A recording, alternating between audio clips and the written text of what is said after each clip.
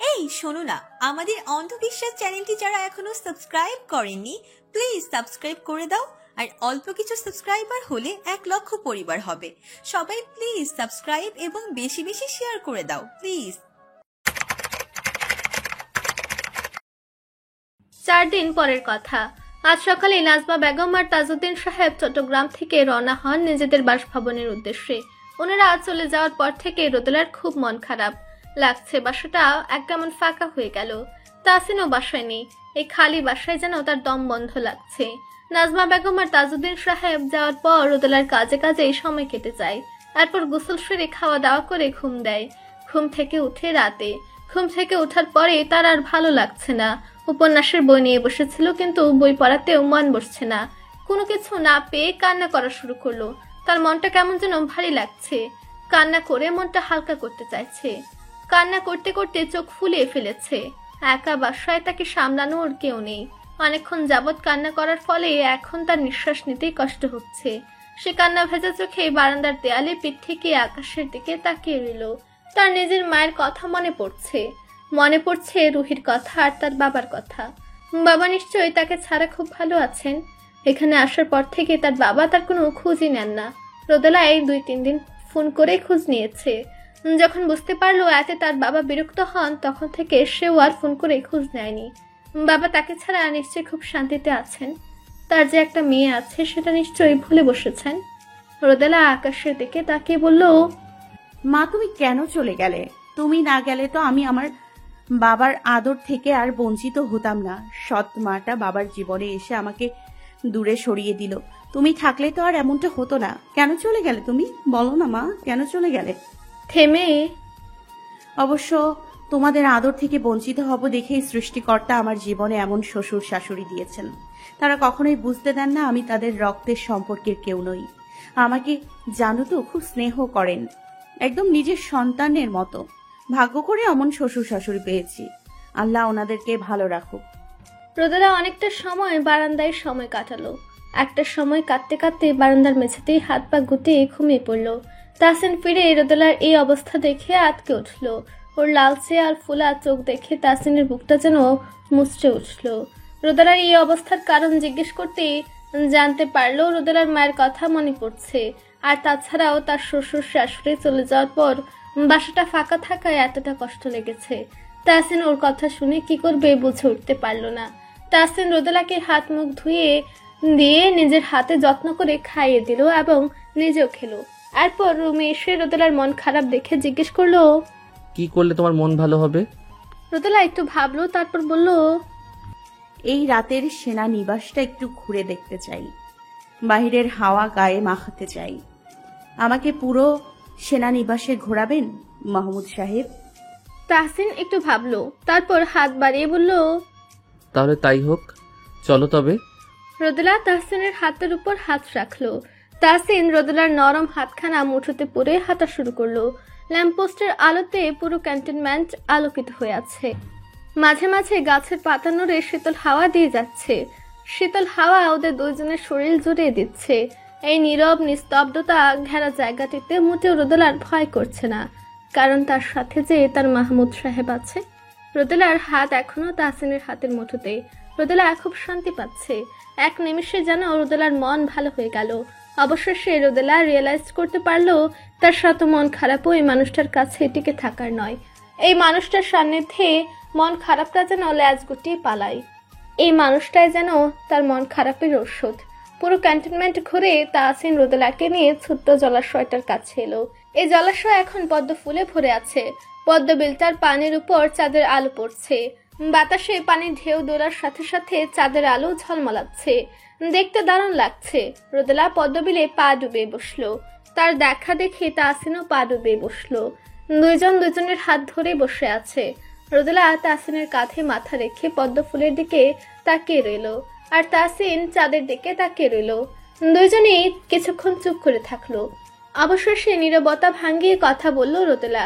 সে তাহসিনের কাঁধে মাথা রেখে বলল, জানেন তো মাহমুদ সাহেব, আমার এই ঠুকনো জীবনে আমি কখনো আশা করিনি আপনার মতো একজন মানুষকে পাবো। মা মরে যাওয়ার পর কখনো সুখ জিনিসটার কথা ভাবিনি। ভাবার সময়ই পাইনি। যখন আপনার সাথে আমার বিয়ে ঠিক হলো তখন বিয়ে সম্পর্কে অতটাও ধারণা ছিল না। যেটুকু ধারণা পেয়েছি সবটাই ছিল ভয়ার্থ। সব মিলিয়ে নিজেই কেমন গুটিয়ে গেলাম। বিয়ের দিন যখন হইচই হলো যে আমার নাকি বিয়ে ভেঙে গিয়েছে, আমার নাকি আর বিয়ে হবে না, আমার কপাল পুড়ল, তখনও আমি ছিলাম শান্ত নির্জীব। অথচ এর আগেই কিন্তু কাজী সাহেব আমাকে দিয়ে কবুল বলিয়ে তবে আপনার কাছে গিয়েছিলেন। কবুল বলে আপনাকে স্বামী হিসেবে গ্রহণ করে নিয়েছিলামও। বলতে গেলে অর্ধেক বিয়ে তখনই হয়ে গিয়েছিল। এমন একটা পরিস্থিতিতেও আমি কেমন চুপ হয়ে গিয়েছিলাম। অন্য কোনো মেয়ে হলে হয়তোবা তখনই কান্না করে দিত, অথচ আমার যেন কোনো অনুভূতি কাজ করছিল না। কি করা উচিত আমি নিজেই ভেবে উঠতে পারছিলাম না। এত সব ভাবনার মাঝেই শুনলাম সকলের আলহামদুলিল্লাহ শব্দ, খুশির হুঙ্কার।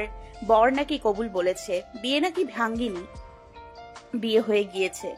কেউ কেউ এসে আমাকে মিষ্টিও খাইয়ে গেল, অথচ যাকে মিষ্টি হিসেবে গ্রহণ করে নিলাম তাকে কিন্তু তখনও দেখিনি। না দেখেই বিয়ে করে নিলাম। বিয়ের দিন যখন আপনি আমাকে রেখেই বাসায় চলে এলেন তখন কেউ কেউ বললেন স্বামীর সুখ নাকি আমার ভাগ্যে নেই। আরো অনেক ধরনের কথাই শুনিয়েছে। আমিও আমার নিয়তি বলেই মেনে নিয়েছিলাম। এইটুকু বলে একটু থামলো, এরপর আবার বলা শুরু করলো।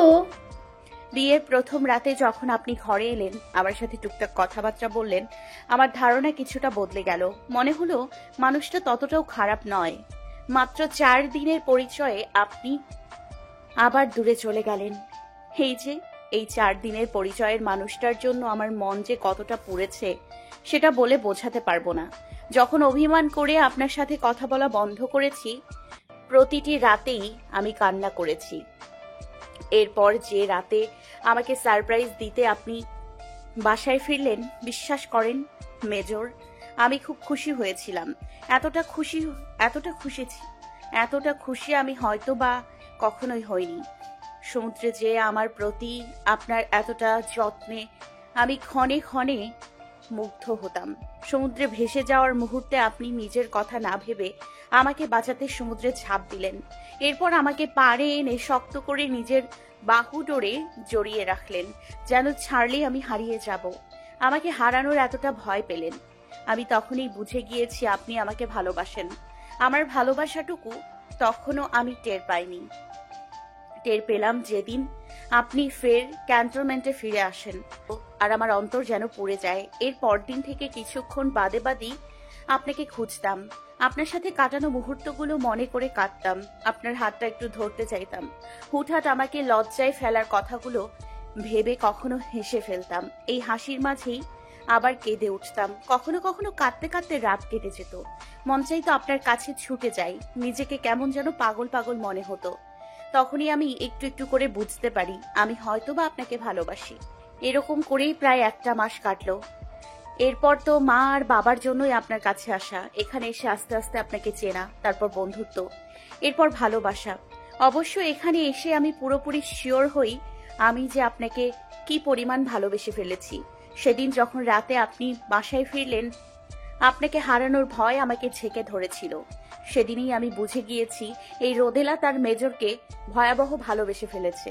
সেদিনেই বুঝে গিয়েছি আপনাকে ছাড়া আমি একটা রাতও কাটাতে পারবো না, আমার পক্ষে সম্ভব নয়। থেমে আমাদের এই প্রায় 1 বছরের সংসার জীবনে এসে আজ আমার বলতে ইচ্ছে করছে আমি ভাগ্য করে আপনাকে পেয়েছি। নিশ্চয়ই কোনো ভালো কাজ করেছি যার ফলে আপনাকে পেয়েছি। এই তো আর কটা দিন বাদে আমাদের বিবাহের 1 বছর পূর্ণ হয়ে যাবে। এই 1 বছরে আমাদের মাঝে কত রাগ অভিমান হয়েছে। যদিও আমি বেশি অভিমান করেছি, তাও আপনার থেকে দূরে থাকা অবস্থাতে। এখানে এসে তো রাগ অভিমান কোনোটাই হয়নি। সে যাই হোক, রাগ অভিমান ভালোবাসা সব মিলিয়েই তো সংসার, তাই না? আপনি আমার জীবনে না এলে আমি বুঝতেই পারতাম না সুখ কি জিনিস, আর না পেতাম ভাগ্য করে অমন শ্বশুর শাশুড়ি। বিয়ের আগে ভাবতাম আমার মতো হতভাগিনী আর দুটো হয়তো নেই, অথচ আপনাকে পেয়ে মনে হলো আমার মতো ভাগ্যবতী কয়জন আছে। আমার নিজেকে পৃথিবীর সবচেয়ে সুখী মানবী মনে হয়। অবশ্যই আমি সুখী মানবী। যে মেয়ের স্বামী তার সুখ দুঃখের সাথী, ইচ্ছা পূরণের সাথী, সে মেয়ে ভাগ্যবতী না হয়ে পারে কি? রোদেলা থামলো। এতক্ষণ পদ্ম ফুলের দিকে তাকিয়ে কথাগুলো বলেছে, আর তাসিন চাঁদের থেকে চোখ সরিয়ে রোদেলার দিকে তাকিয়ে মনোযোগী শ্রোতার ন্যায় কথাগুলো শুনছিল। রোদেলা এবার তাসিনের দিকে সরাসরি তাকালো, বলল, জনাব মাহমুদ, আপনার ময়মুন আপনাকে অনেক বেশি ভালোবাসে, নিজের থেকেও বেশি। আপনি মানুষটা সবসময় আপনার ময়মুনের পাশেই থেকে যায়।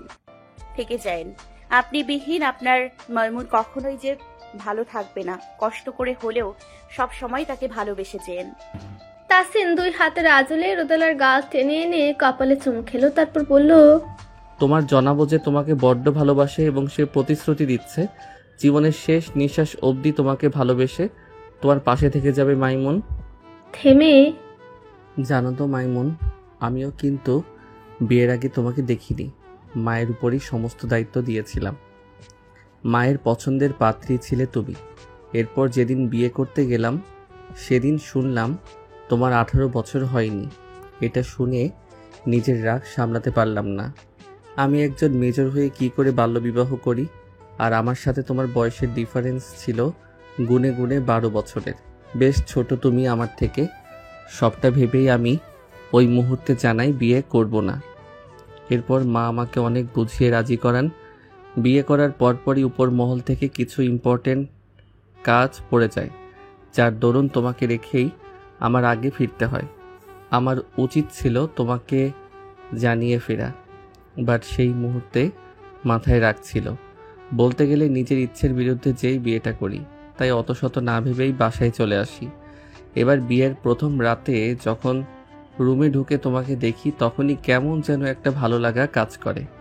এরপর যখন তুমি আমার হাতের আঙুলটা আঁকড়ে ধরে ঘুমালে, তখন কিন্তু আমি জেগেই ছিলাম। তুমি বুঝতে পারোনি যে মেয়েটা আমাকে এভাবে আঁকড়ে ধরে নিশ্চিন্তে ঘুমাচ্ছে, তাকে কি করে ভালো না বেশি থাকা যায় বলো? সে রাতেই আমি বুঝে ফেলি এই ছোট্ট কিশোরী আমার হৃদয়ে জায়গা করে দিবে। জানো তো, তোমাকে রেখে যখন এখানে চলে আসি তখন আমার নিজের কাছেও বেশ কষ্ট লাগছিল, কিন্তু কিছুই যে করার ছিল না। তোমার অভিমান ছিল, তোমার সাথে আমি কথা বলতাম না কেন, কিন্তু বিশ্বাস করো, তোমার সাথে কথা বললেই আমার কষ্ট হতো। এর উপর তুমি যখন কাঁদতে আরও বেশি খারাপ লাগতো। মন চাইতো সব ছেড়ে ছুড়ে তোমার কাছে ছুটতে যাই, কিন্তু সেটা সম্ভব ছিল না। তোমার সাথে কথা বললে নিজেকে আমি সামলাতে পারতাম না, এই জন্যই আমি কথা বলতাম না, আর সময়ও তো পেতাম না। জানো তো, তোমাকে যেদিন সারপ্রাইজ দিতে যাই সেদিন তুমি ঘুমাচ্ছিলে। আমি মন ভরে ওই আবছালোতে আমার মাইমুনের মায়াবী চেহারাটা দেখি। তোমাকে নিয়ে ঘুরতে যাওয়ার সময়টাও ছিল দারুণ, কিন্তু যখন তুমি সমুদ্রের ঢেউয়ের সাথে বাঁচার যুদ্ধ করছিলে, সেটা দেখেই যেন আমার মাথার উপর আকাশ ভেঙে পড়ে। আমি খুব ভয় পেয়েছিলাম, তাই তো অমন করে তোমাকে জড়িয়ে রাখা, এরপর রাগ জেদ দেখানো, দুইটাই ছিল মাথা গরমের ফল। আর বিশেষ করে যেন সেকেন্ড টাইম যেন এমন ভুল না করো। সেদিন যখন তুমি নিজের মুখে বললে তুমি আমাকে মিস করো, বিশ্বাস করো ওই মুহূর্তে আমার মনে হয়েছিল আমি তোমার কাছেই থেকে যাই। আমার নিজের মনের বিরুদ্ধে কতটা যুদ্ধ করে এখানে ফিরে আসলাম সেটা একমাত্র আমিই জানি। সেদিন প্রথমবারের মতো মনে হয়েছিল আমি এই প্রফেশনে না আসলেই ভালো হতো। অন্তত আমাদের সম্পর্কে দূরত্বের এই বেড়াজালটা থাকতো না। এখানে আসার পর যখনই একটু সময় পেতাম তখনই সমুদ্র সৈকতে তোলা আমাদের সেই ছবিগুলো দেখতাম, তোমার একার ছবিগুলো দেখতাম, আর খুবই মিস করতাম। থেমে, জানো তো বাবা, যেদিন তোমাকে এখানে নিয়ে এসেছি সেদিন আমি খুবই খুশি হয়েছি। এতটাই খুশি হয়েছি যে সেদিন আমার ঠোঁট থেকে একটাবারের জন্য হাসি সরেনি। এমন হাসি খুশি চেহারা আমার সাথের সৈনিকরাও কখনোই দেখেনি। আমার অবস্থা দেখে তারা নিতান্তই অবাক হয়েছে। আমি নিজের অনুভূতিটা লুকাতে চেয়েও পারিনি। তাহলে ভাবো কতটা খুশি হয়েছিলাম। বাবা আর মাকে তো অনেক ধন্যবাদ। তারা যদি এই উদ্যোগটা না নিত তবে আমার আর তোমার মাঝে দূরত্বের এই দেয়ালটা থেকেই যেত। না হতো দুইজনকে চেনা, আর না এতটা কাছাকাছি আসা হতো। রোদেলা চুপটি করে তাসিনের কাঁধে মাথা রেখে বসে রইল। তাসিন বলল, চলো মাইমুন, রুমে চলো, অনেক রাত হয়েছে। রোদেলা বলল, যেতে ভালো লাগছে না, এভাবে একটু থাকি। তাসিন রোদেলাকে ভয় দেখাতে বলল, সাপ এসে পায়ে কামড় দিলে আমি কিন্তু কিছু জানি না। রোদেলা ভাব নিয়ে বলল, শুনুন, আমি গ্রামের মেয়ে, ওই সব সাপ টাপকে ভয় পাই না। তাহসিন অবাক হয়ে বলল। সত্যিই পাও না? রোদেলা বলল, সাপ আবার ভয় পায় না এমন কেউ আছে নাকি? খুব ভয় পাই, কিন্তু এখন আপনি আছেন বলে ভয় পাচ্ছি না। আর আপনি যে রুমে যাওয়ার জন্যই এমনটা বললেন সেটা কি আমি বুঝি না? তাহসিন ফুস করে শ্বাস ছেড়ে বলল। তার মানে তুমি রুমে যাবে না? রোদেলা ডানে বামে মাথা নাড়িয়ে বলল, না না, যাব না। লাস্ট বারের মতো জিজ্ঞেস করছি, যাবে না তুমি? রোদেলা এবারও ডানে বামে মাথা নাড়লো, সে যাবে না। তাহসিন জলাশয় থেকে পা উঠে হাতের কাছে উঠানো ট্রাউজার পা অব্দি নামিয়ে নিল। তারপর পরনে টি শার্টটা টেনে টুনে ঠিক করে নিল। রোদেলার কপালে ভাঁজ ফেলে বলল, এ কি, আপনি উঠে গেলেন কেন? আপনি কি আমাকে রেখেই চলে যাবেন নাকি? তাহসিন বলল, আগে না ম্যাডাম, আপনাকে নিয়েই যাব। কিন্তু আমি তো যাব। আর কিছু বলতে পারল না। তার আগে তাহসিন নুয়ে রোদেলাকে পাজাকুলে করে নিয়ে হাঁটা শুরু করলো। ঘটনার আকস্মিকতায় রোদেলা বুকা বনে গেল। হুশফিটে তাহসিনের বুকে আলতো কিল ঘুষি মেরে হাত পা ছাড়ানোর চেষ্টা করতে করতে বলল, অসভ্য লোক কোথাকার, এভাবে না বলে কোলে তুলে নিল। নামান আমাকে, নামান। কেউ দেখলে কি ভাববে? ছি। কেউ দেখছে না মাইমুন, আর দেখলেই বা কি? তাহসিন মাহমুদ তার বাচ্চা বউকে কোলে করে নিয়ে যাচ্ছে, এখানে ভাবাভাবির কি আছে? আমি মোটেও বাচ্চা না, আমার 18 বছর হয়ে গেছে। তাতে কি? আমার কাছে তো বাচ্চাই, আমার থেকে 12 বছরের ছোট তুমি। আসছে রে বয়সের বড়াই করতে, বড় ভাই যেন। তাহসিন দাঁড়িয়ে গেল, মাথা নিচু করে রোদেলার চোখে চোখ রেখে বলল, কি বললে তুমি? বড় ভাই। আর একবার এই কথাটা উচ্চারণ করলে কিন্তু কোল থেকে ফেলে দিব। রোদেলা খিলখিল করে হেসে ফেলল, বলল, লোকে তখন বলবে মেজরের বউয়ের কোমর ভাঙা, শুনতে ভালো লাগবে। বললে বলুক, আমার বউ আমি বুঝে নিব। রোদেলা এবারও হাসলো, হাত দুই দিকে ছড়িয়ে দিয়ে বলল, তাহলে ফেলে দিন, আমিও দেখি সেই সাহস আছে নাকি। তাহসিন রোদেলাকে ভয় দেখাতে ঝাঁকি মারলে রোদেলা খিলখিল করে হেসে ফেলল, বলল, জানতাম তো আপনি পারবেন না, ওইটুকু সাহস আপনার নেই। এবার তাহসিনও হেসে ফেলল, ফের হাঁটা দিল, বলল, কেউ কি নিজের হৃদয়ের অংশটুকুকে এভাবে ফেলে দিতে পারে? জানি তো, সেজন্যই তো ভয় পেলাম না। বুদ্ধিমতী নারী। রোদেলা হাসলো, কোলে থাকা অবস্থাতেই তাহসিনের গলা জোরে বলল, এই বড় বেলায় এসে কোলে চড়তে খুব একটা খারাপ লাগছে না, মনে হচ্ছে যেন আমি সেই ছোট্টটি আছি। তাহলে তো সকাল বিকাল এইভাবেই তোমাকে কোলে নিয়ে ঘুরতে হবে। একদিকে যেমন তুমি ছোট্টবেলার ফিল পাবে, অন্যদিকে আমার আর কষ্ট করে ব্যায়াম করতে হবে না। তোমাকে কোলে নিয়ে 2 পাক দিলেই ব্যায়াম হয়ে যাবে। কি বলো, ভালো হবে না? তাহসিনের কথা শুনে রোদেলা হেসে ফেলল, বলল, তাহলে তো মন্দ হয় না। এই তাহসিনও হেসে ফেলল। রোদেলার মনে হলে এই মুহূর্তটা এখানে থেমে গেলে মন্দ হয় না। পৃথিবীর সবচেয়ে সুন্দর মুহূর্তের মধ্যে এই মুহূর্তটা অন্যতম সুন্দর, যখন প্রিয় মানুষ দুইজনেই একসঙ্গে হাসে, দুইজনেরই ঠোঁট জোরে হাসির ঝলকানি বয়ে যায়। এর চেয়ে সুন্দর মুহূর্ত দ্বিতীয়টি কি আছে? এইরকম মুহূর্তটা যে এতটা সুন্দর হয় সেটা রোদেলার অজানা ছিল। আজ এইরকম মুহূর্তের সাথে পরিচিত হতে পেরে সে বিমুগ্ধ এবং খুবই আনন্দিত। তখন ভোর 6টা। রোদেলা তাহসিনের সাথে আজ মাঠে এসেছে। ভোর ভোর সেনাদলের সকলকে পুরো মাঠ জুড়ে দৌড়াতে হয়, এটাই যে নিয়ম। তারা সময়ের প্রতি খুবই কঠোর, সময় একটু এদিক ওদিক খায় না, সব কাজে যেন সময় ধরে হয়। বিশাল লাইন জুড়ে সারিবদ্ধভাবে সকল সেনাবাহিনী দাঁড়িয়েছিল। 6টা বাজতে সকলে দৌড়াতে শুরু করলো। রোদেলা মাঠের লাইনের এপাশে দাঁড়িয়ে সেটা দেখতে লাগলো, হাতে তার ঠান্ডা পানির বোতল। বিশাল মাঠের সেনাবাহিনীর প্রতিটি সদস্য কয়েক পাক ঘুরলো। দৌড়ানোর সময়টুকু শেষ হতেই তাহসিন ঘাড়মাক্ত শরীর নিয়ে মাঠের এপাশে আসলো, যেখানে তার মাইমুন দাঁড়িয়ে আছে।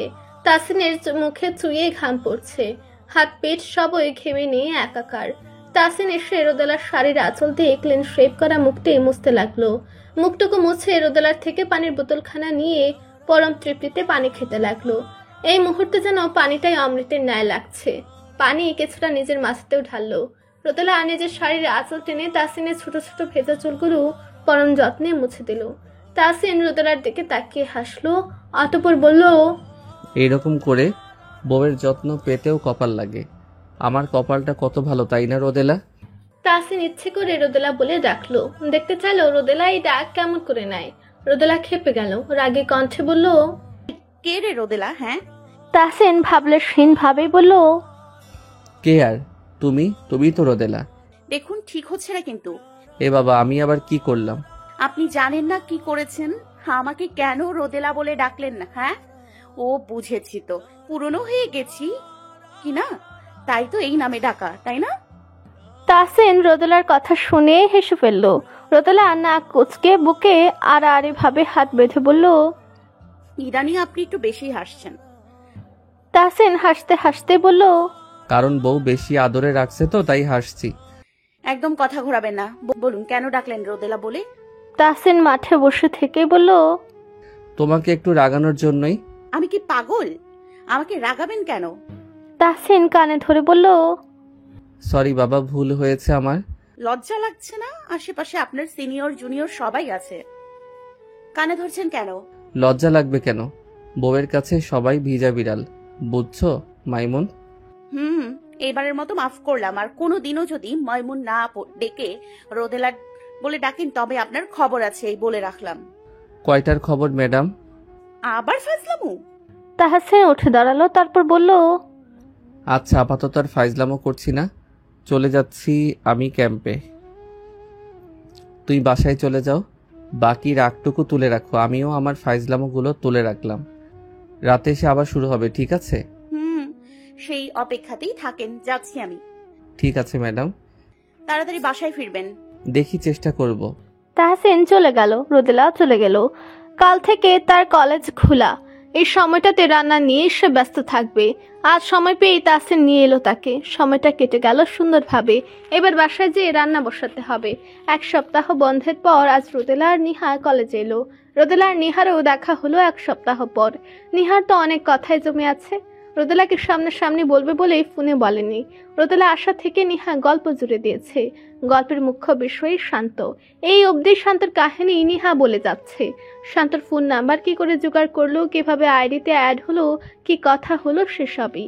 গত 4 দিন রোজ নিয়ম করে শান্তর সাথে তার ফোনে কথা হচ্ছে।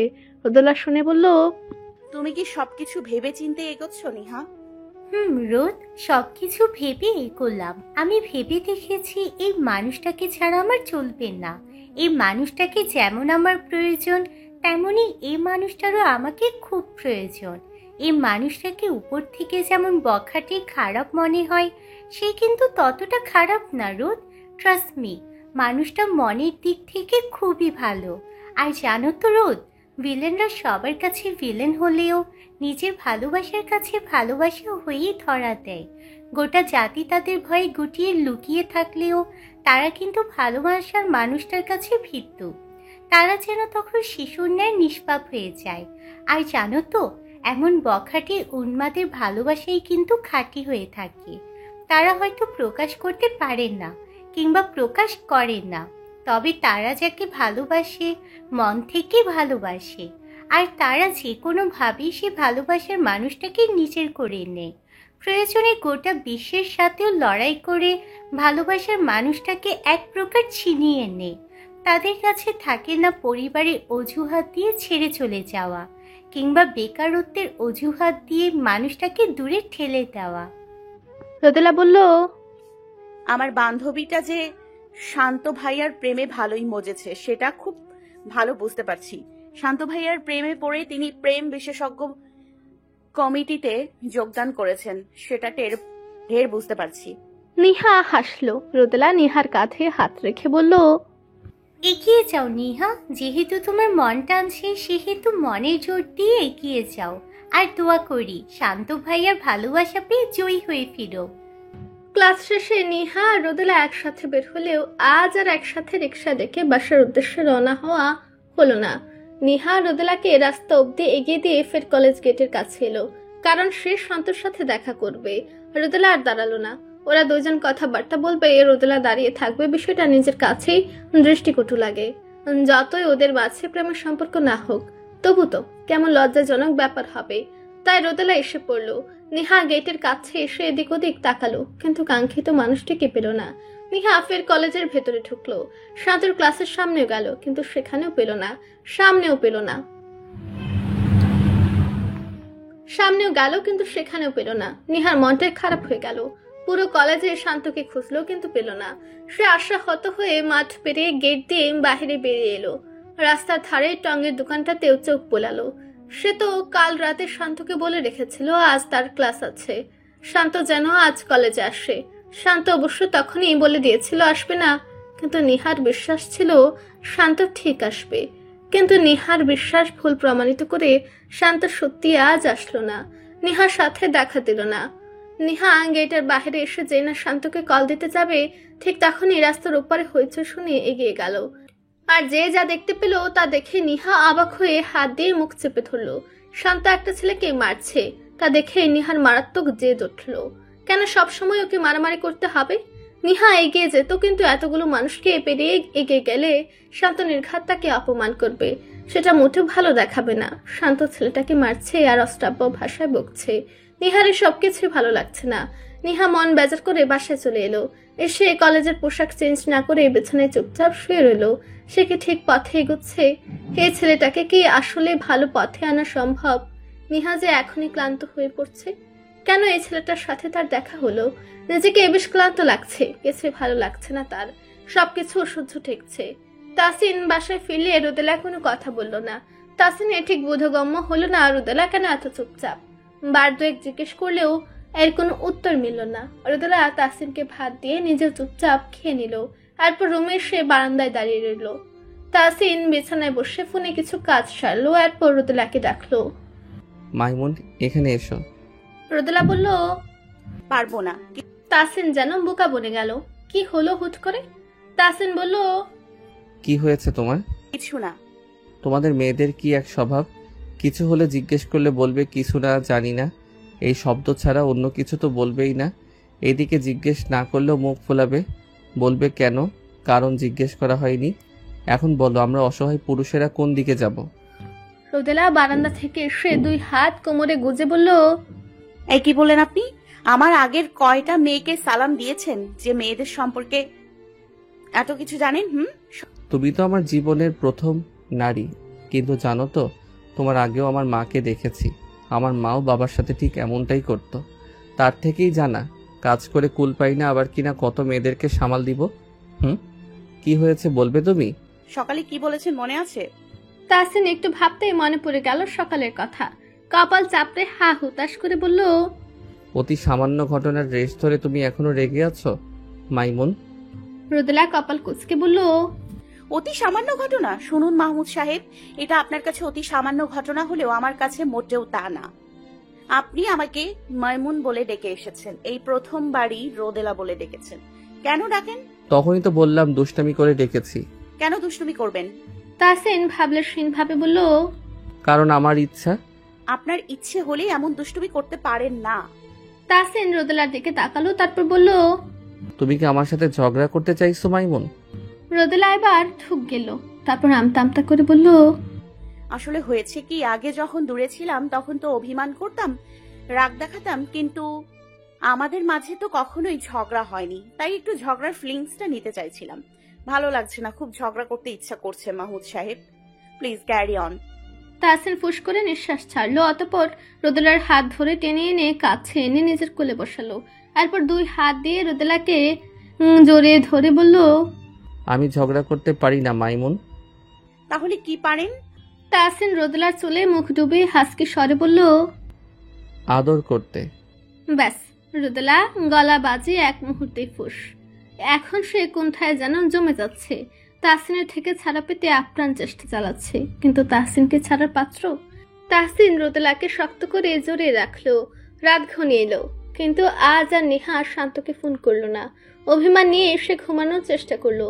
যখনই দু চোখের পাতা লেগে এলো তখনই তার ফোনটা সশব্দে বেজে উঠলো। নেহা ফোন রিসিভ করে ঘুমো ঘুমো কণ্ঠে সালাম দিয়ে শোধালো কে বলছেন?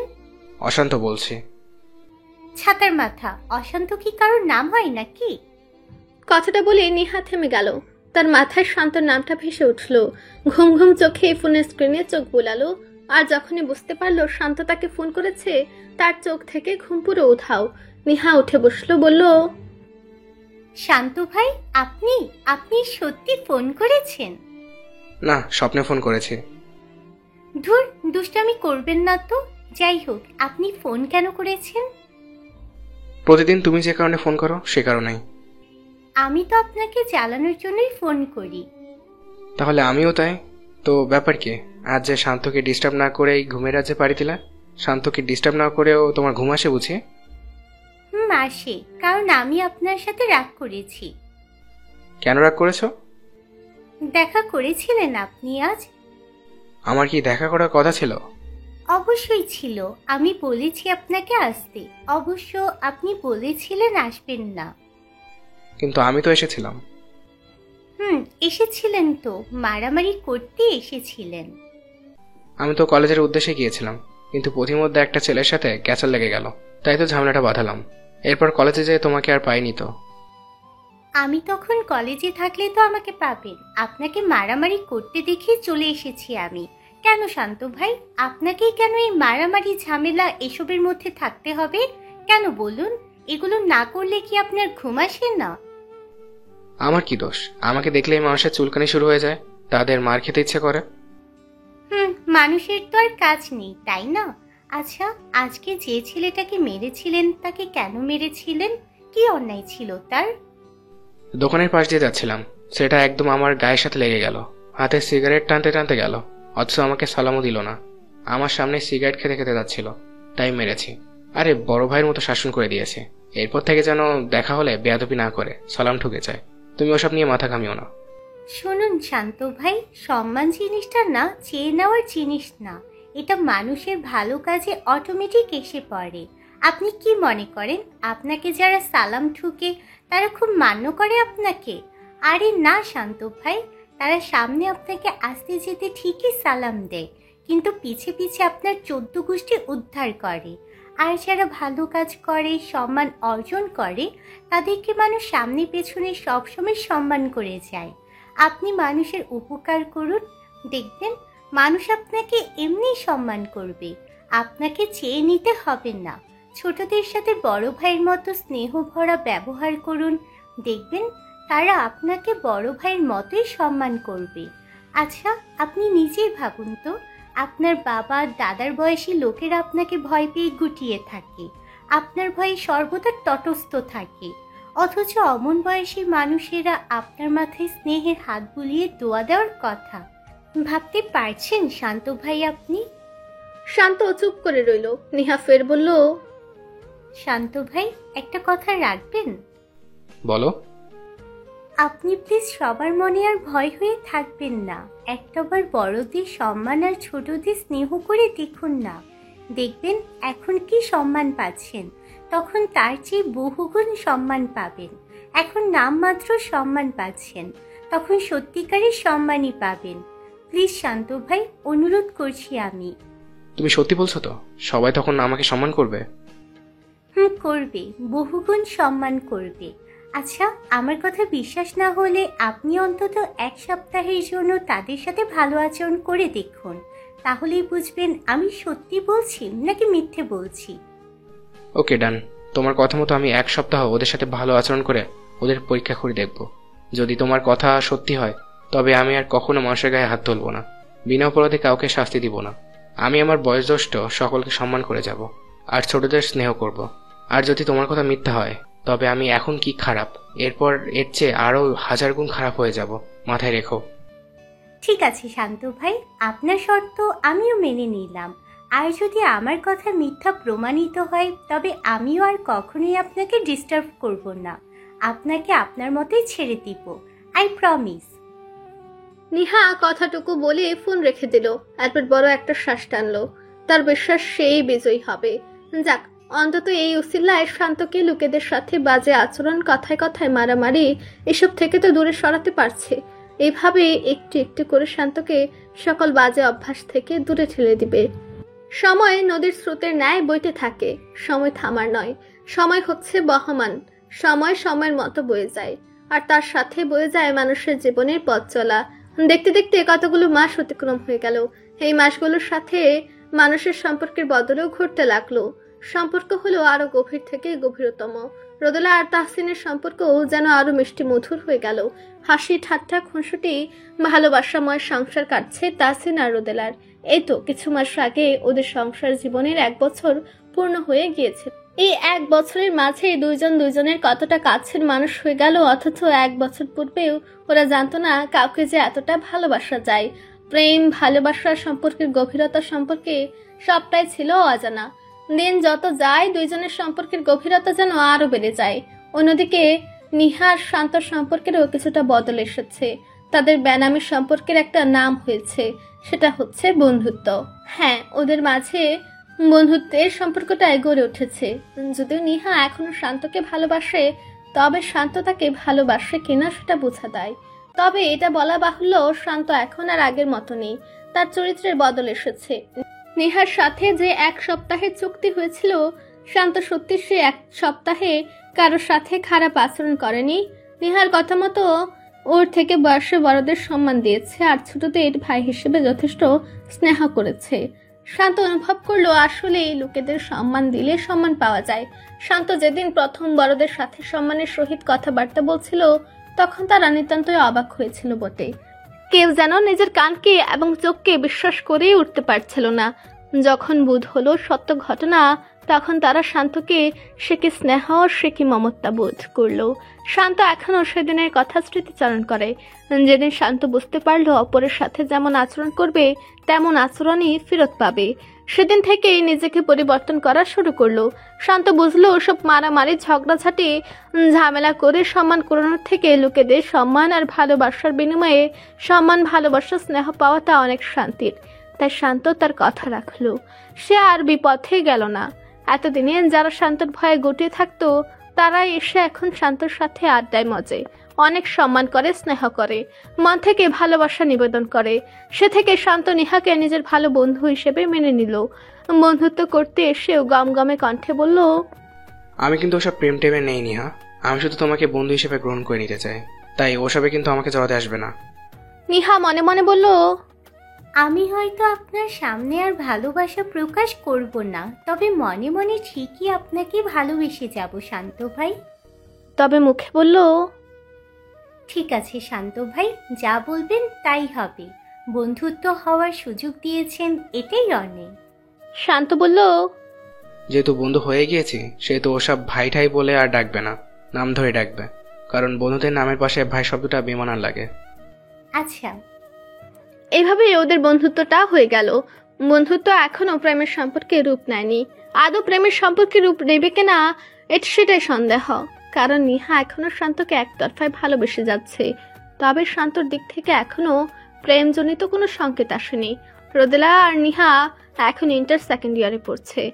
2nd ইয়ারে উঠে দুইজনই পড়াশোনায় আরো মনোযোগী হয়ে যায়। কারণ এইচএসসির পরীক্ষায় তাদের ভালো রেজাল্ট চাই। এই রেজাল্টে ভিত্তি করে তাদের আগামী দিনের পথ চলা। তাই দুজন প্রথম থেকে ছুটতো যেন পরীক্ষার আগে টেনশনে মানসিক রোগী হতে না হয়। তখন দুপুর 1টা বাজছে। রোদেলা আর নিহা মাত্র ক্লাস শেষ করে বেরিয়েছে। যখন কলেজ গেট পেরিয়ে বাইরে বের হলো, তখনই রোদেলার মাথাটা কেমন ঝিম মেরে উঠলো। রোদেলা টাল সামলাতে না পেরে নিহার হাত চেপে ধরলো। মিনিটের মাথায় রোদেলা চেতনা হারালো। হুট করে এমনটা ঘটায় নিহা ভুরকে গেল। নিহা রোদেলাকে মাটিতে বসিয়ে গালে আলতো চাপড় দিতে লাগলো, চোখে মুখে পানি ছিটাতে লাগলো। রোদেলার জ্ঞান ফিরল না। যেহেতু কলেজ ছুটি হয়ে গিয়েছে আর আজ ওরা লেট করে বেরিয়েছে, সেহেতু কলেজ অনেকটা ফাঁকা বললেই চলে। কেউ এগিয়েও আসছে না। নিহা একা কতটুকু পারবে? নিহার কপালে ঘাম জমতে লাগলো। সে চিন্তা করছে কি করা যায়। তার মাথা কাজ করছে না। নিহা যখন ভাবনায় ব্যস্ত, তখনই তার শুভাকাঙ্ক্ষী হয়ে যেন শান্ত এসে সামনে ধরা দিল। নিহা শান্তকে দেখে ভরসা পেল। শান্ত এসে হাঁটু মুড়ে বসে অচেতন রোদেলার দিকে তাকিয়ে বলল, ভাবির কি হয়েছে? বুঝতে পারছি না, হুট করে সেন্সলেস হয়ে গেল। দাঁড়াও, আমি উবার খবর দিচ্ছি, হসপিটালে নিয়ে যেতে হবে। শান্ত ছুটাছুটি করতে লাগলো। উবার এলে শান্ত আর নিহা মিলে রোদেলাকে গাড়িতে তুললো। এরপর হসপিটালে নিয়ে গেল। হসপিটালে যেয়ে নিহা রোদেলার ফোন দিয়ে তাহসিনকে ফোন করে সবটা জানালো আর হসপিটালের লোকেশনও বলে রাখলো। তাহসিন ওদেরকে জানালো তাহসিন কিছুক্ষণের মধ্যেই আসছে। তাহসিনের সাথে কথা বলা শেষ করে নিহা শান্তর দিকে তাকালো। শান্ত হসপিটালের করিডোরের চেয়ারে বসে আছে। নিহা শান্তর দিকে তাকিয়ে মুচকি হাসলো। আজ যদি এই মানুষটা না আসতো তবে নিহা কি করতো? সে কি একা একা পারতো রোদেলাকে নিয়ে হসপিটাল অব্দি পৌঁছাতে? এই পর্যন্ত মানুষটা শুধু তাদের বিপদে যেন ঢাল হয়ে ছুটে আসে। নিহা বুঝতে পারলো মানুষটা বাহির থেকে যতই হুম্বিতম্বি করে না কেন, মানুষটার মনটা খুবই ভালো। হঠাৎ করে রোদেলার এই খবর শুনে তাসিনও বেশ চিন্তিত। কিছুক্ষণের জন্য আর্জেন্ট ছুটির অনুমতি নিয়ে সে হসপিটালে এসেছে। রোদেলার শরীর দুর্বল, তাই স্যালাইন দিয়ে রাখা হয়েছে। জ্ঞান ফিরেছে কিছু মিনিট আগে। তাসিন এসে রোদেলার কেবিনে ঢুকতে যাবে তার আগে ডক্টরের তলব পড়লো। তাসিন রোদেলার কেবিনে না যেয়ে সোজা ডক্টরের কেবিনে গেল। রোদেলার কেবিনে শান্ত আর নিহা আছে। তাসিন ডক্টরের রুমের সামনে যেয়ে নক করলে ডক্টর শিরিন ভিতরে আসার অনুমতি দেন। তাসিনের পরনে খাকি রঙা ইউনিফর্ম, পায়ে বুট। সে সোজা ক্যাম্প থেকে এসেছে। ইউনিফর্মের নেম প্লেটে মেজর তাহসিন মাহমুদ নামটি ডক্টর শিরিনের চোখ এড়ালো না। তাহসিনের পোশাকে তাহসিনের মর্যাদা বাড়িয়ে দিল। এসব হসপিটালে রোগী কিংবা তাদের বাড়ির লোকেদের সাথে আহামরি ভালো ব্যবহার করা হয় না, যেহেতু প্রাইভেট হসপিটাল নয়। কিন্তু তাহসিনের পরনের পোশাক দেখে ডক্টর আর নার্স যেন একটু বেশি কদর করতে লাগলেন। তাহসিন রুমে গেলে ডক্টর শিরিন খুবই অমায়িক ব্যবহার করেন। নরম কণ্ঠে বললেন, স্যার বসুন। তাহসিন চেয়ারে বসতে বসতে বলল, স্যার বলতে হবে না, আমি এখানে পেশেন্টের গার্ডিয়ান হিসেবে এসেছি, তাই ব্যস্ত হবেন না। আর 5টা সাধারণ জনগণের মতোই ট্রিট করুন। থেমে, ডক্টর, আমার ওয়াইফের কি হয়েছে? বড় কোনো প্রবলেম? তাহসিনের চেহারা দেখে বোঝা যাচ্ছে তাহসিন খুবই চিন্তিত। ডক্টর শিরিন তাহসিনের দিকে পানির গ্লাস এগিয়ে দিয়ে বললেন, ঘাবড়াবেন না মিস্টার তাহসিন, চিন্তার কিছু নেই, বরং গুড নিউজ আছে। Good news? হ্যাঁ, আপনার wife pregnant. Congratulation mister Tahsin. কথাটি শোনা মাত্র তাহসিন যেন কোনো রকম প্রতিক্রিয়া দেখাতে ভুলে গেল। সে ঠিক শুনেছে তো? তাহসিন চুপ করে বসে রইল। ডক্টরের সামনে নিশ্চয়ই তার অনুভূতি প্রকাশ করা লজ্জাজনক ব্যাপার হবে। তার ব্যক্তিত্বের সাথে এটা একদমই মানানসই নয়। ডক্টর শিরিন বললেন, দেখুন মিস্টার তাহসিন, মা হওয়ার সঠিক বয়স হচ্ছে মিনিমাম 20 বছর, কিন্তু সে তুলনায় আপনার ওয়াইফ অনেকটাই ছোট। তাই বলবো ওনার খুব খেয়াল রাখবেন, যত্ন নেবেন। আর হ্যাঁ, ওনার শরীর কিন্তু দুর্বল আছে, দুর্বল থেকেই সেলসলেস হয়ে গেছিল। ওনার খাবার দাবারে নজর রাখবেন, খুব সাবধানে রাখবেন। আশা করি আপনার দায়িত্ব ঠিকঠাকভাবে পালন করবেন। ডক্টর আরও কিছু পরামর্শ দিলেন, এমনকি এই সময় কি কি ব্যায়াম করতে হবে, কি কি খাবার খেতে হবে, কোনটা অনুচিত হবে সবটার একটা লিফলেট তাহসিনের হাতে ধরিয়ে দিল। তাহসিন ডক্টরের দেওয়া লিফলেটটা হাতে নিয়ে ডক্টরের কেবিন থেকে বেরিয়ে এলো। তাহসিন একদিকে যেমন খুশি হলো, অন্যদিকে তার চিন্তা হচ্ছে ওর নিজের কি আর একটু সতর্ক থাকা উচিত ছিল না? পরক্ষণে ভাবলো, ডক্টর তো বলেছে রোদেলার পর্যাপ্ত খেয়াল রাখলে এসব ঠিক থাকবে। তাহসিন রাখবে, রোদেলার বেশ খেয়াল রাখবে। তাহসিন হাজারটা ভাবনা ভাবতে ভাবতে রোদেলার কেবিনের সামনে এলো। তাহসিনকে কেবিনের সামনে দেখতে নিহা আর শান্ত কেবিন থেকে বেরিয়ে এলো। তাহসিনকে দেখে শান্ত সালাম দিয়ে শুধালো, কেমন আছেন ভাইজান? ভালো আছি, তুমি ভালো তো? আমি তো বিন্দাস আছি। থ্যাংক ইউ তোমাদের দুইজনকে। তোমরা সঠিক সময়ে মাইমুনকে হসপিটালে নিয়ে এসেছো, তার জন্য তোমাদের কাছে আমি কৃতজ্ঞ। নিহা বলল, আরে না ভাইয়া, কি যে বলেন না আপনি, রোদ তো আমার ফ্রেন্ড, ফ্রেন্ডের জন্য তো ফ্রেন্ডই এগিয়ে আসবে, তাই না? তাহসিন নিহার দিকে তাকিয়ে বলল, তুমি নিহা? জি ভাইয়া। মাইমুনের কাছে তোমার গল্প অনেক শুনেছি। আমিও ভাইয়া। তো ভাইয়া, ডক্টর কি বললো? তাহসিন মাথা চুলকাচ্ছে। কি বলবে সে এখন? বলবে রোদেলা প্রেগনেন্ট? কিন্তু তারও যে লজ্জা করছে। আচ্ছা, সে লজ্জা কেন পাচ্ছে? এটা কি লজ্জা পাওয়ার মতো কোনো কথা? তাহসিন বলল, সেটা মাইমুন তোমাকে বলবে পরে। শান্ত বলল, ভাবিকে আজকে রিলিজ দেবে না? হ্যাঁ, ডক্টর বলেছে বাসায় নিয়ে যেতে। তাহসিন পকেট থেকে কিছু টাকা বের করে শান্তর হাতে দিতে দিতে বলল, তোমরা দুইজন কিছু খেয়ে নিও। শান্ত বলল, জি ভাইজান, এটা কি করছেন? ভাবিকে হসপিটালে নিয়ে এসেছি বলে এই কাজটা করছেন? নিহা বলল, ভাইয়া, এটা কিন্তু মোটেও ঠিক হচ্ছে না। তাহসিন দুই দিকে মাথা নেড়ে বলল, আরে না না, তার জন্য নয়, এটা তোমাদের ট্রিট। শান্ত শুধালো, কিসের ট্রিট? সেটা মাইমুন বলবে পরে। নিহার মাথায় বুদ্ধি খেলে গেল। নিহা মুচকে হেসে বলল, ভাইয়া। তাহসিন শুধালো, হ্যাঁ। নিহা আস্তে করে বলল, আমি কি খালামণি হতে চলেছি? এই ট্রিট কি তার জন্যই? তাহসিন কিছু বলল না, চুপ করে শুধু ঠোঁটে সূক্ষ্ম হাসি খেলে গেল, যেটা দেখে নিহা শান্ত দুইজনে বুঝে ফেলল। দুইজনের খুশি মনে তাহসিনকে অভিনন্দন জানিয়ে তাহসিন থেকে বিদায় নিল। নিহা হসপিটাল থেকে বেরিয়ে বলল, দেখলেন তো, আমার বান্ধবী বিয়ে করে মাও হয়ে যাচ্ছে। আমি তো এতদিন এক ধাপ পিছিয়ে পড়েছিলাম, এখন তো 2 ধাপে পিছিয়ে গেলাম। শান্ত। শান্ত ভাবলেশহীন ভাবে বলল, এত আফসোস হলে নিজেই বিয়ে করে নাও না। আমি তো বিয়ে করতেই চাই, কিন্তু যাকে বিয়ে করতে চাই সেই তো এখনো আমাকে ভালোবাসছে না। তার জন্য তো জীবন যুদ্ধে 2 ধাপ পিছিয়ে গেলাম। শেষ কথাটুকু নিহা বেড় করে বলল, তার শান্ত শুনতে পায়নি। নিহা বলল, যাই হোক, আমার কথা বাদ। আপনি বিয়ে করছেন না কেন শান্ত ভাই? ও সরি, শান্ত। সময় হলে করব, সে নিয়ে তোমাকে ভাবতে হবে না।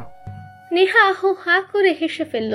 শান্ত ভ্রু কুটে বলল, এই দাঁত কেলানো বন্ধ করো। এখানে এমন কোনো কথাই হয়নি যা এখন এভাবে দাঁত কেলাতে হবে।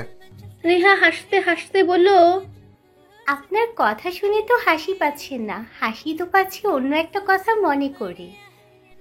কি কথা? নেহা হাসি চেপে চেপে বন্ধ করে বলল, মনে আছে শান্ত ভাই, আপনি রোদকে প্রপোজাল দিয়েছিলেন, বিবাহিত মেয়েকে প্রপোজাল দিয়েছেন। এখন সেই মা হয়ে আপনাকে মামা হওয়ার সুযোগ করে দিচ্ছে। ও সরি, আপনি তো ভাবি বলে ডাকেন, তাহলে চাচা হওয়ার সুযোগ করে দিচ্ছে। শান্ত ভাই, আপনিও তো পিছিয়ে পড়লেন। জলদি জলদি বিয়ে করেন, নয়তো এই মুখ আর কাউকে দেখাতে পারবেন না। লজ্জা লজ্জা। থেমে, আরে পাত্রী নিয়ে একদম টেনশন করবেন না, আশেপাশে ভালো করে তাকালেই আমার মতো অনেক সুন্দরী খুঁজে পাবেন শান্ত ভাই। শান্ত নেহাকে তাড়া দিয়ে বলল।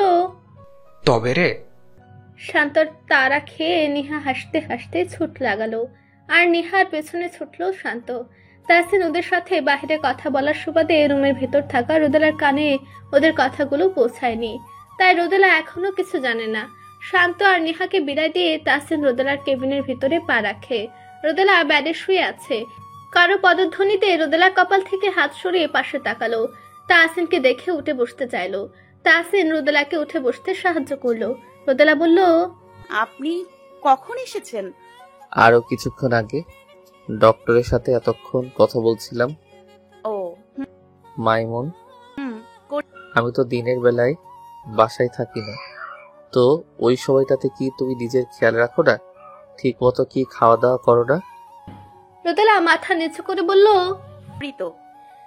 একদম মিথ্যে বলবে না মাইমুন, আমার দিকে তাকিয়ে কথা বলো।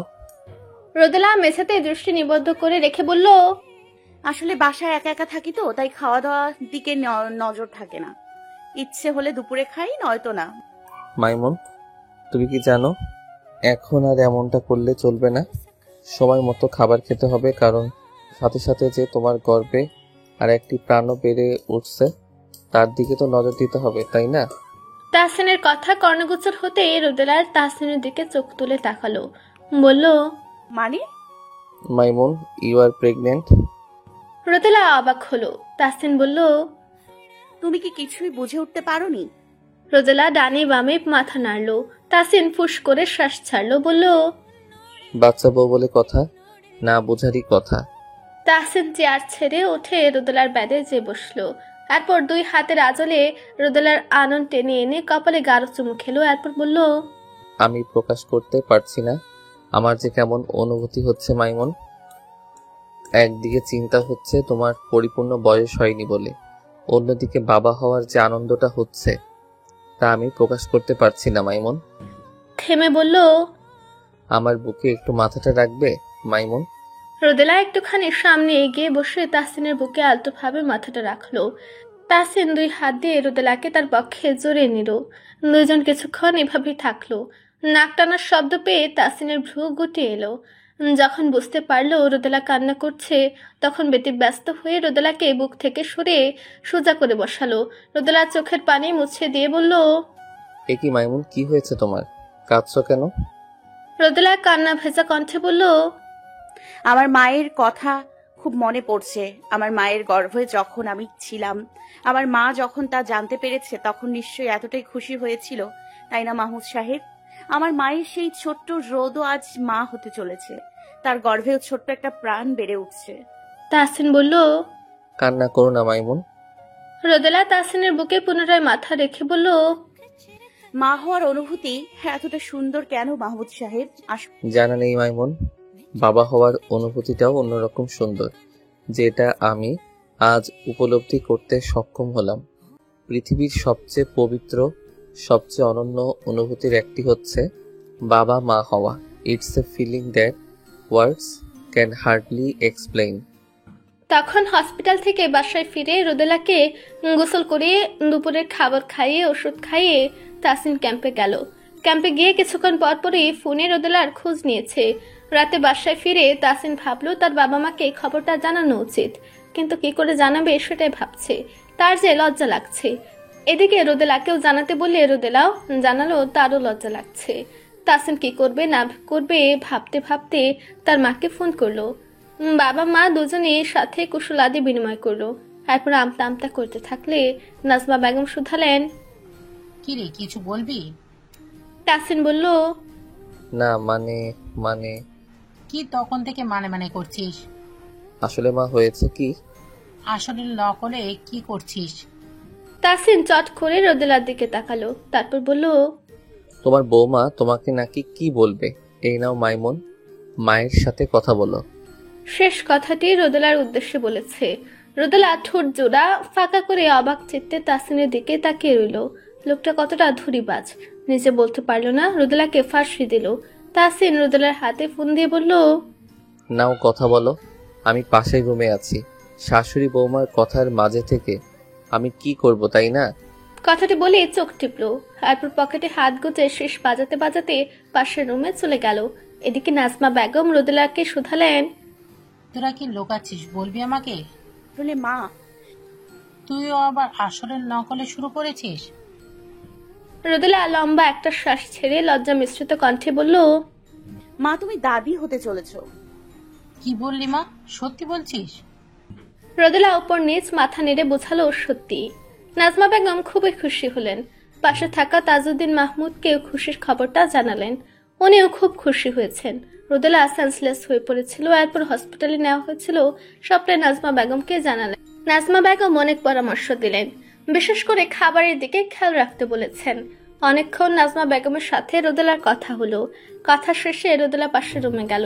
গিয়ে দেখলো তাহসিন জানালার পাশে দাঁড়িয়ে আকাশ দেখছে। রোদেলা তাহসিনের পাশে যে দাঁড়িয়ে বলল, আমাকে ওদিকে ফাঁসিয়ে দিয়ে এখানে এসে চাঁদ দেখা হচ্ছে? হ্যাঁ, বদলোক একটা। তাহসিন পিছু ঘুরে হা করে হেসে ফেলল, বলল, কি করার ছিল বলো? তুমি ছাড়া ওই রুমে আর কেউ ছিল যে তাকে ফাঁসাবো? আমার লজ্জা করছিল, তাই তোমাকে দিয়ে এলাম। আমার বুঝি লজ্জা করে না? আচ্ছা একটা কথা, আমার লজ্জা নিয়ে তো খুব কথা শোনাতেন, এখন সে লজ্জাটা আপনার কাছে চলে এসেছে কি করে? লজ্জা না নারীর ভূষণ, তাহলে আপনি লজ্জা পান কেন? তাহসিন হা হুতাশ করে বলল, তুমি আমার হওয়ার সাথে সাথে তোমার সবকিছু আমার হয়ে গিয়েছে না, তাহলে লজ্জাটা কেন একার তোমার থাকবে? লজ্জাতেও আমার ভাগ আছে। তাহলে আমাকে লজ্জা দেওয়ার বেলায় আপনার লজ্জা কোথায় পালায়? তাহসিন রোদেলার হাত টেনে নিয়ে একদম নিজের সাথে মিশিয়ে নিয়ে বলল, শুধুমাত্র তোমার কাছে এলেই আমি নির্লজ্জ হয়ে যাই, তা না হলে পুরো দুনিয়ার কাছে ভদ্র সভ্য লজ্জা পাওয়া পুরুষ আমি। আর দুনিয়ার সকল পুরুষই বউয়ের কাছে এসেই নির্লজ্জ অসভ্য অভদ্র হয়ে যায়, তাহলে আমি বাদ যাব কেন বলো? ধরিবাজ লোক একটা। তাহসিন শব্দ করে হাসলো। তারপর রোদেলাকে কোলে তুলে নিয়ে নিজেদের রুমে নিয়ে গেল। রুমে গিয়ে রোদেলাকে বিছানায় শুয়ে দিয়ে লাইট অফ করে বিছানায় এলো।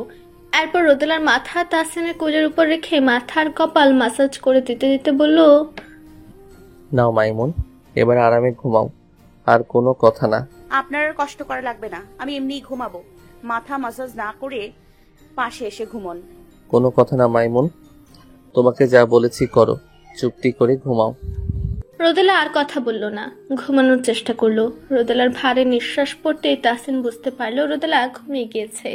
তখন তাহসিনও রোদেলার পাশে রোদেলাকে জড়িয়ে ধরে ঘুমানোর চেষ্টা করল।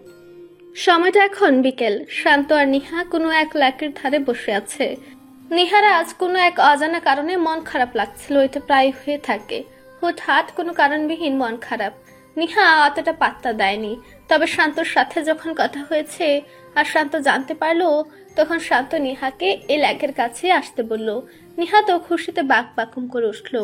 সমস্ত মন খারাপ যেন এক লহমাতেই শেষ। কিছুক্ষণ হয়েছে এই লেকের ধারে তারা এসেছে। এসে থেকে এই দুজন চুপচাপ। শান্ত নিহাকে বাদাম কিনে দিয়েছে। নিহা চুপচাপ বসে বাদাম চিবোচ্ছে। আরো কিছুক্ষণ এভাবে চলতে থাকলো।